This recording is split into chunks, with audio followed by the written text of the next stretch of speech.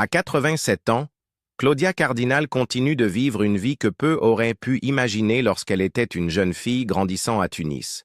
Connue dans le monde entier pour son regard perçant et sa présence magnétique à l'écran, elle partage désormais son temps entre sa famille, ses projets culturels et le luxe discret de son domaine privé en France. Son histoire ne se résume pas seulement à la célébrité et à l'histoire du cinéma, elle reflète aussi la manière dont elle a construit une existence entourée d'histoire, de confort et d'un héritage durable. Aujourd'hui, nous explorons comment l'une des actrices les plus emblématiques du cinéma vit ses dernières années, entre les maisons qu'elle chérit et la fortune qu'elle a accumulée. La maison de Nemours, une vie entourée d'histoire. Lorsque Claudia Cardinal a fêté ses 87 ans le 15 avril 2025, elle ne célébrait pas dans une villa lointaine cachée du monde. Elle se trouvait plutôt chez elle, à Nemours, une petite ville tranquille de Seine-et-Marne, en France, où elle vit depuis plusieurs années. Sa résidence n'est pas une maison ordinaire. C'est un bâtiment historique qui servait autrefois de tannerie au XVIIIe siècle, puis de lieu de repos pour les prêtres, avant de passer entre les mains d'une riche famille locale. Pour Cardinal et sa fille, Claudia Squitieri, ce fut un coup de foudre. Dans une interview accordée à Pure People, Squitieri se souvenait « Nous cherchions quelque chose de petit, et à la place, nous avons découvert ce magnifique bâtiment caché derrière une grille et une végétation dense.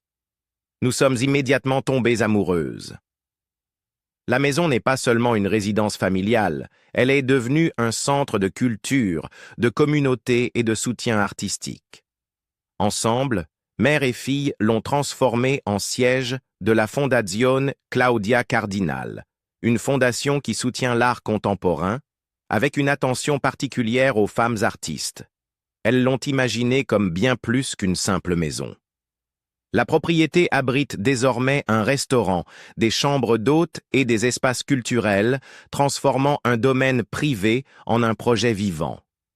Au cœur de cette transformation se trouve le restaurant Le Picardo, un lieu qui mêle tradition italienne et influence française.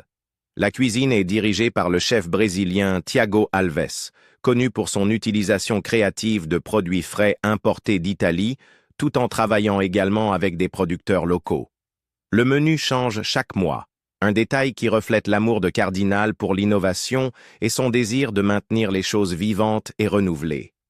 Sa fille a décrit l'endroit comme « une maison de partage et de convivialité », faisant écho à la conviction de sa mère que la véritable richesse réside dans la création d'espaces où les gens peuvent se rencontrer et échanger des idées. Cardinal elle-même reste très impliquée dans la vie quotidienne du domaine. Malgré son âge, on sait qu'elle participe aux courses pour fournir des produits frais au restaurant. Squitieri a souligné que sa mère habite ici toute l'année et reste une force motrice dans le maintien des projets liés à la maison. Ce niveau d'implication montre une autre facette de Cardinal, au-delà du glamour des tapis rouges. C'est une femme qui continue à construire, à nourrir et à être présente. La résidence de Nemours représente une combinaison parfaite d'histoire, d'art et de famille. C'est une maison qui illustre la capacité de Cardinal à équilibrer toute sa vie publique avec une dignité privée. Bien qu'elle ait été honorée internationalement par des récompenses, comme le Lion d'Or à Venise en 1993, l'Ours d'Or d'honneur à Berlin en 2002, la Légion d'honneur en 2008 et le Grand Cordon de l'Ordre national du mérite en Tunisie en 2009, son héritage ne se limite pas aux trophées et aux titres. Il vit plutôt dans les murs de sa maison de Nemours, où l'art continue de prospérer, et où elle a créé un environnement qui inspire les jeunes générations. Même si les médias continuent de spéculer sur sa fortune et son empire financier, c'est ici, dans ce domaine vieux de plusieurs siècles, que l'on trouve le reflet le plus fidèle de la richesse de Claudia Cardinal. Il ne s'agit pas seulement de valeurs immobilières ou d'investissements. Il s'agit de la richesse d'une vie ancrée dans la culture, le patrimoine et la communauté. Sa fortune, entre réalité et mythe. Peu d'actrices de la génération de Claudia Cardinal ont suscité autant de spéculations sur leur richesse, qu'elle. Les chiffres avancés ces dernières années oscillent entre une réalité modeste et une fantaisie extravagante, créant une étrange dualité entre faits et légende. D'un côté, des sources respectées estiment depuis longtemps sa fortune nette à environ 10 millions de dollars, accumulée en grande partie grâce à des décennies de travail dans le cinéma européen et à quelques projets hollywoodiens. De l'autre, des rapports sensationnalistes, notamment du magazine People with Money, ont dressé le portrait d'une fortune atteignant 145 millions d'euros, alimentée par des investissements supposés, des entreprises et des contrats publicitaires lucratifs. La vérité se situe probablement entre ces deux extrêmes. La carrière de Cardinal dans les années 1960 et 1970 l'a placée parmi les actrices les mieux payées d'Europe. Ses rôles dans des films comme Le Guépard, 8 et demi et Il était une fois dans l'Ouest ont confirmé son statut d'icône culturelle et elle a pu exiger des cachets importants. Pourtant, elle n'a jamais fait partie du système hollywoodien des contrats mirobolants. Malgré ses apparitions dans La Panthère Rose, Circus World et Les Professionnels, elle a décliné à plusieurs reprises les offres de s'installer aux États-Unis pour se consacrer à une carrière hollywoodienne. Cette décision, qui a préservé son indépendance, signifiait aussi qu'elle se privait des cachets colossaux et des revenus résiduels dont certains de ses contemporains ont bénéficié. Cependant, sa longue carrière, couvrant plus de 150 films, lui a assuré un flux régulier de revenus. Combiné à une gestion financière avisée, cela explique la somme plus réaliste d'environ 10 millions de dollars. L'idée qu'elle ait accumulé près de 150 millions d'euros, en revanche, paraît exagérée lorsqu'on l'examine de près. Des rumeurs prétendaient qu'elle possédait une chaîne de restaurants à Rome baptisée avec humour chez la Grosse Claudia, un club de football à Tunis, et même une ligne de vêtements appelée Cardinal Séduction, accompagnée d'un parfum nommé l'eau de Claudia. Ces histoires peuvent faire sourire à la lecture, mais elles portent toutes les marques de l'embellissement médiatique. Un récit particulièrement populaire évoquait un contrat publicitaire très lucratif avec la marque de cosmétiques CoverGirl, qui lui aurait rapporté des millions en royalties. Bien que Cardinal ait effectivement été associé à des marques prestigieuses au cours de sa carrière, il existe peu de preuves vérifiables d'un partenariat aussi massif et durable. De même, l'affirmation selon laquelle elle aurait gagné 46 millions d'euros en une seule année, entre 2024 et 2025, relève probablement de la fabrication destinée à capter l'attention du public. Pour Cardinal elle-même, qui s'est souvent exprimée avec humilité sur sa vie, ces chiffres sont presque risibles. Ce qui est indéniable, cependant, c'est la fascination persistante du public pour sa situation financière. Cela reflète quelque chose de plus profond. L'idée que les stars de l'âge d'or du cinéma vivaient forcément comme des rois et que leur richesse devait être à la hauteur de leur célébrité. Dans le cas de Cardinal, ce mythe persiste en raison de son charisme magnétique et de la grandeur des films dans lesquels elle a joué. Elle est devenue, à bien des égards, un symbole d'opulence cinématographique, même si sa fortune personnelle était bien plus modeste. Et pourtant, même si l'on met de côté les exagérations, son parcours financier reste impressionnant. Partie de débuts modestes à Tunis, où elle a grandi en parlant le français, l'arabe et le dialecte sicilien avant même d'apprendre l'italien, elle a construit une carrière qui lui a apporté non seulement une reconnaissance internationale, mais aussi une stabilité financière durable.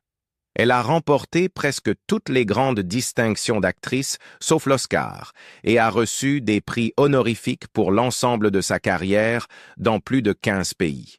Bien que sa fortune ne rivalise pas avec celle des milliardaires d'Hollywood d'aujourd'hui, elle reflète une vie de succès constant et de choix prudents. En fin de compte, le mythe des millions de Claudia Cardinal en dit peut-être plus sur notre propre désir de croire aux légendes que sur ses comptes en banque réels. Qu'il s'agisse de 10 millions ou de 145, l'essentiel est qu'elle demeure en sécurité, respectée, et qu'elle puisse consacrer ses dernières années à des projets qui comptent pour elle.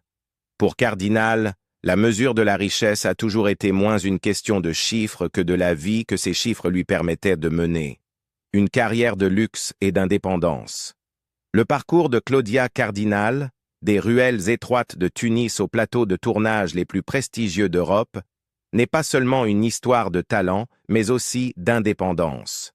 Née en 1938 de parents siciliens, elle a grandi en parlant le français, l'arabe et le dialecte sicilien, n'apprenant l'italien qu'au moment de ses débuts dans l'industrie cinématographique italienne. Son entrée dans le cinéma fut presque accidentelle. Après avoir remporté un concours de beauté à Tunis, dont le prix était un voyage au Festival de Venise, elle se vit offrir l'opportunité de tourner dans son premier film, Goa. Ce fut le début d'une carrière qui allait s'étendre sur plus de 6 décennies. L'ascension de Cardinal fut rapide. Après seulement 2 mois de cours de comédie, elle signa un contrat de 7 ans avec l'un des studios italiens les plus prestigieux. Ce contrat la propulsa dans une série de productions qui firent d'elle l'une des actrices les plus demandées des années 1960. Ses premiers rôles dans Rocco et ses frères de Luchino Visconti et La fille à la valise l'imposèrent comme une force dramatique. En 1963, elle apparaissait déjà dans 2 des plus grands films européens jamais réalisés, 8 et demi de Fellini et Le Guépard de Visconti. Ses œuvres, acclamées dans le monde entier, confirmèrent en sa réputation d'actrice à la fois magnétique et profonde. Ce qui distingua Cardinal de beaucoup de ses contemporaines fut son refus de se soumettre au système hollywoodien. À maintes reprises, on l'invita à s'installer à Los Angeles. Elle accepta certes des rôles dans de grandes productions américaines telles que La Panthère Rose avec Peter Sellers, Circus World avec John Wayne et Les Professionnels aux côtés de Burt Lancaster. Mais elle revint toujours en Europe. En refusant de devenir une marchandise hollywoodienne, elle conserva une carrière profondément ancrée dans le cinéma d'auteur plutôt que dans les recettes commerciales. Cette indépendance eut un prix. Alors que ses pairs hollywoodiens signaient des contrats lucratifs et bénéficiaient de revenus résiduels qui assuraient leur fortune bien après leur retraite, Cardinal privilégia la satisfaction créative de travailler avec des auteurs. Elle collabora avec Sergio Leone dans « Il était une fois dans l'Ouest », livrant l'une de ses performances les plus emblématiques dans le rôle de Jill McBain, un personnage incarnant résilience et complexité à une époque où les femmes étaient souvent cantonnées à des rôles décoratifs. Cette interprétation reste encore aujourd'hui citée comme l'une des plus marquantes de l'histoire du cinéma.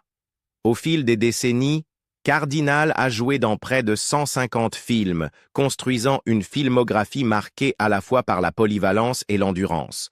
Elle a incarné des aristocrates, des rebelles, des mères et des marginales, travaillant avec des réalisateurs comme Blake Edwards, Werner Herzog et Mauro Bolognini. Chaque rôle a renforcé sa réputation de femme, capable de dominer l'écran par son intelligence et sa force. Les récompenses financières d'une telle carrière, bien que moins astronomiques que celles des stars hollywoodiennes, furent néanmoins substantielles. Dans les années 1970, Cardinal figurait parmi les actrices les mieux payées d'Europe. Sa maîtrise de plusieurs langues la rendait particulièrement précieuse dans les productions internationales. Cela lui assura des revenus confortables et une sécurité financière, même si elle ne courut jamais après la gloire ou l'argent de Hollywood. Au fil du temps, elle fut reconnue non seulement pour ses performances, mais aussi pour l'ensemble de sa contribution au cinéma.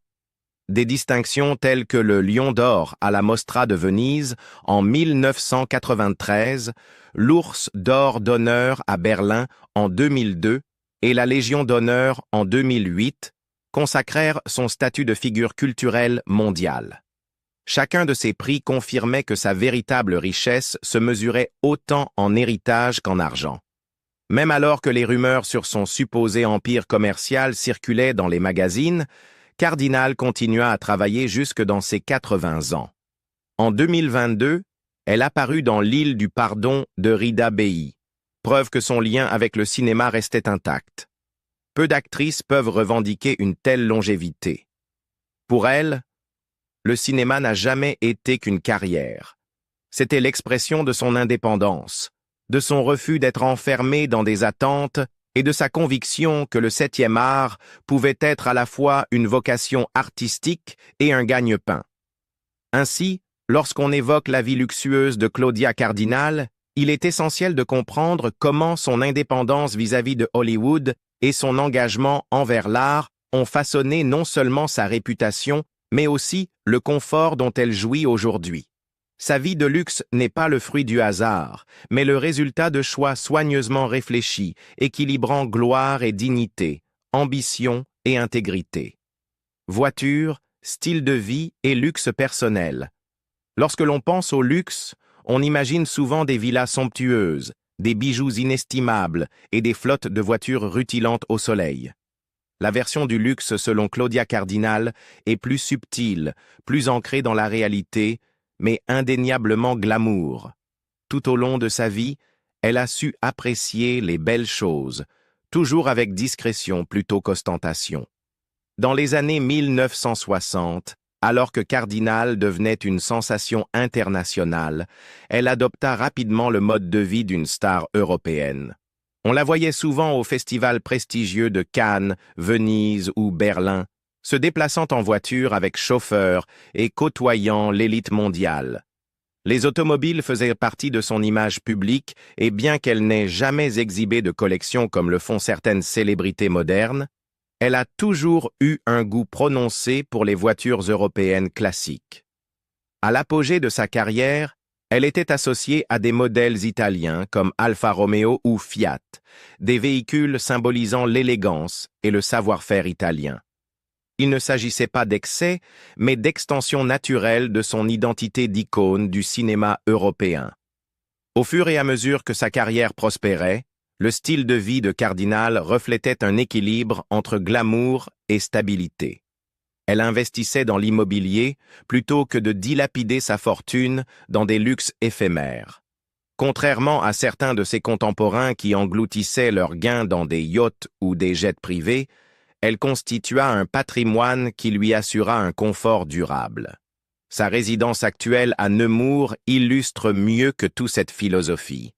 Historique, spacieuse et culturellement significative, elle associe le charme d'un bâtiment du XVIIIe siècle à la fonctionnalité moderne. Pour Cardinal, une maison n'est pas seulement un bien immobilier, mais un lieu où se cultive la culture, la communauté et la vie de famille. Ces luxes quotidiens en 2025 sont tout aussi révélateurs. Installée au domaine de Nemours, elle profite de la combinaison de l'isolement et de la proximité avec Paris.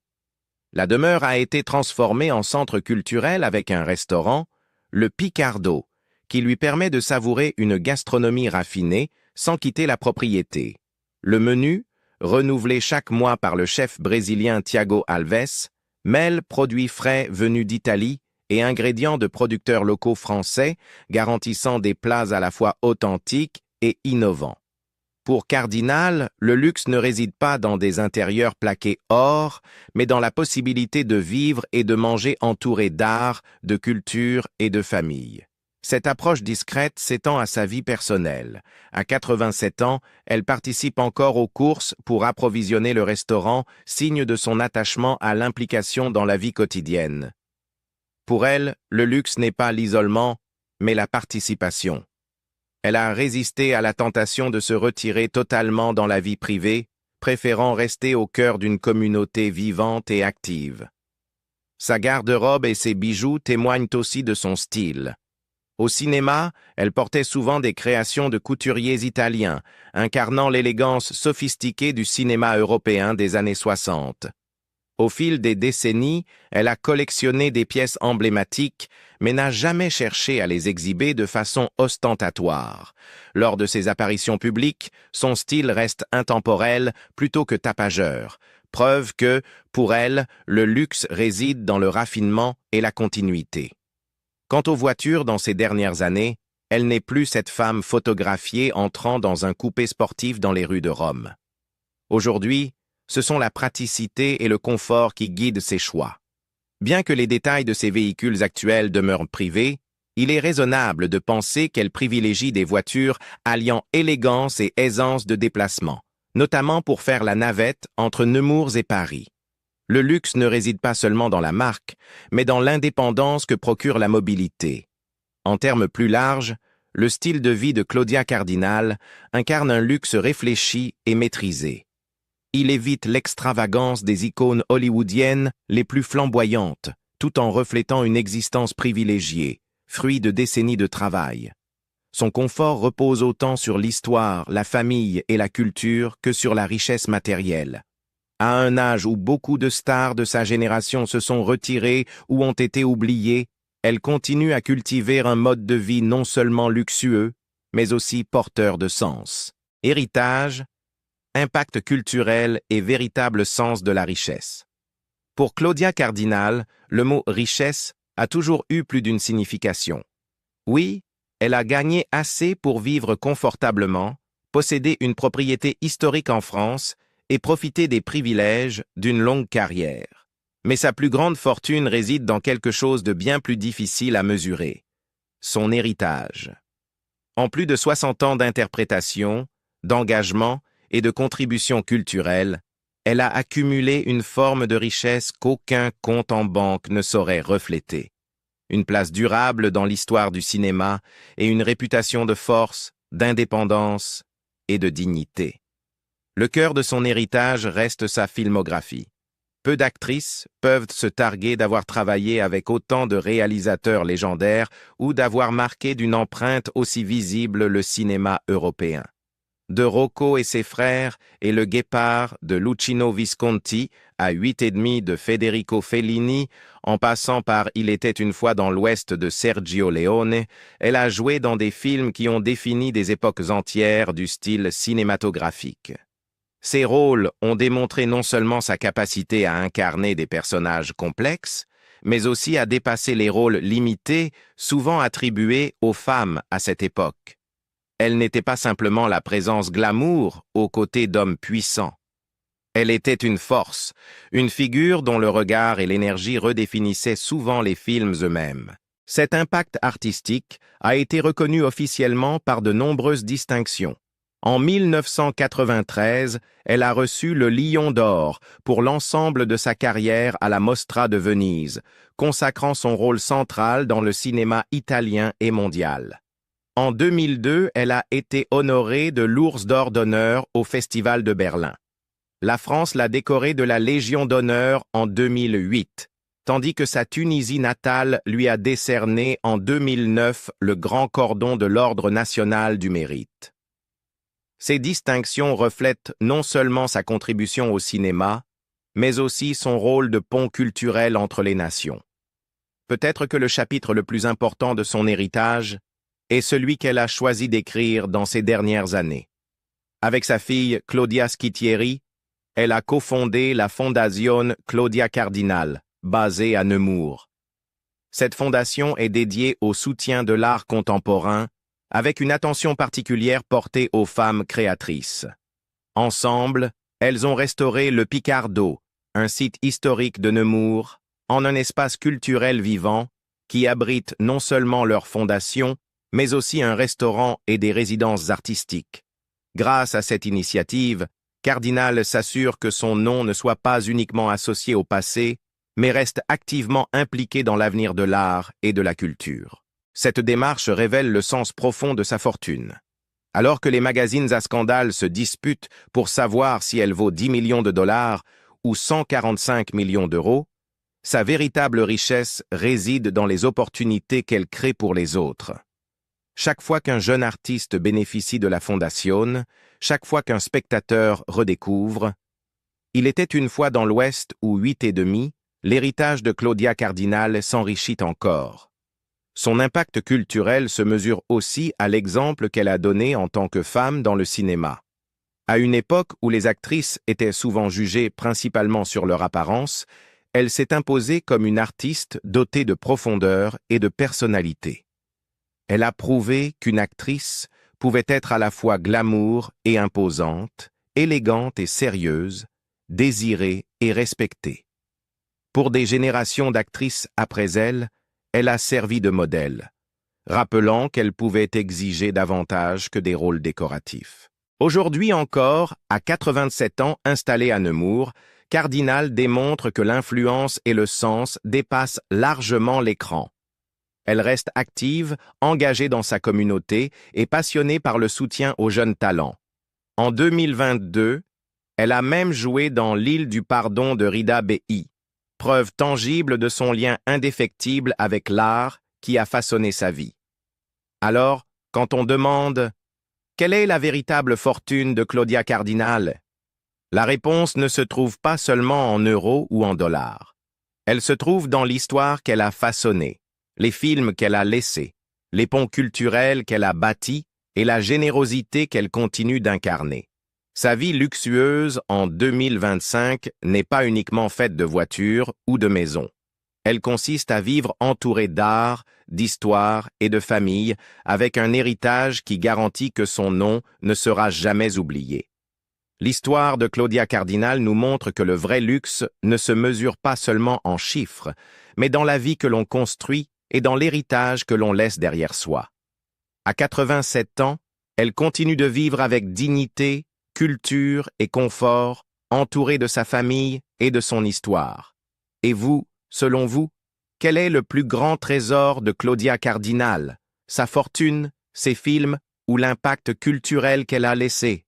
Partagez vos pensées dans les commentaires et n'oubliez pas d'aimer cette vidéo et de vous abonner pour plus d'histoires sur les icônes les plus fascinantes du monde.